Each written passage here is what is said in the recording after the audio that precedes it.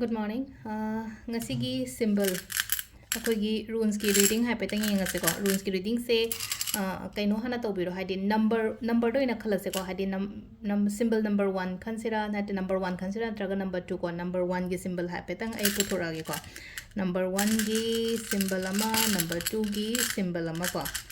number 1ꯒꯤ symbol ꯑꯃꯒ ꯅꯝꯕर 2ꯒꯤ symbol ꯑꯃ ꯀꯣ नंबर 1 की सिंबल से सी ओहलसेको ngasigeना सिगी number 1 aina ahamba paikhatpa symbol neko sise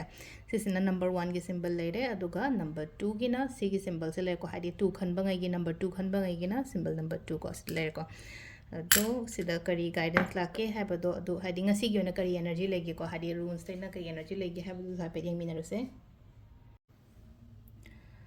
अहमबगी symbol को अहमबगी सिंबल से खतंग पेशेंस लेयो ngasiगी ओइना हारगति पेशेंस लेबा हारगति को हादि यामना वाखन से काम ओइना लेयो को हादि याम कइनो तोरगा टेंशन गुम्बा याम का हाना लौगनो को पोथिंग से बैलेंस तौना बसु खरा होना बियो को हादि इमुंग ओइरो थबक ओइरो खतंग बैलेंस तौबा अदुगा साउबा साउनिंगे हाइना सु खला से साउबा गुम्बा सु फादा बियो खरा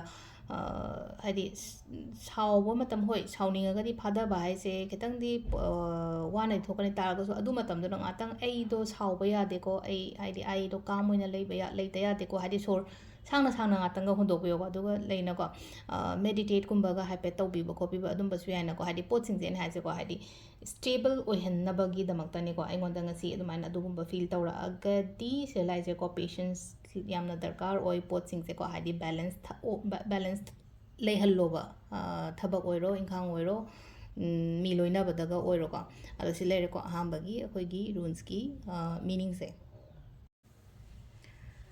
अनीसुबसिना को हाइदि फना आइंगोंदा केनो तौरकेरा मीने अटैक तौरकेरा नत्रगा फना आइंगोंदा केनो मा तौरकेरा को चंगोय को हाइदि प्रोटेक्शन की सिंबल ओइनो ओइ को ngasi गोइना हारगदि प्रोटेक्शन की सिंबल ओइना हा बाउंड्री अमा सेट तौबसे अखोइना बाउंड्री अमा सेट तौबा हारगदि युम लेरे को आई युम दा गेट अमा पाले को गेट पालगदि गेट तो ngसाइ थुगारगदि मीम ता चंगोइदना को अदुना हाइदि बाउंड्रीज अमा सेट तौरगा लेबो ओइना ओइ को ngasi गोइना हारगदि ईश्वरना चांबीबा हारसिने को ईश्वर की ब्लेसिंग्स कुंबा लेबा इसा इथंदा ngak थोकचबा ngamba को aina ritual remedies adagi aigi aura sena yamna strong oiragadi adumba pot ngasai meaning chalakpa khochilakpa dumba mayam do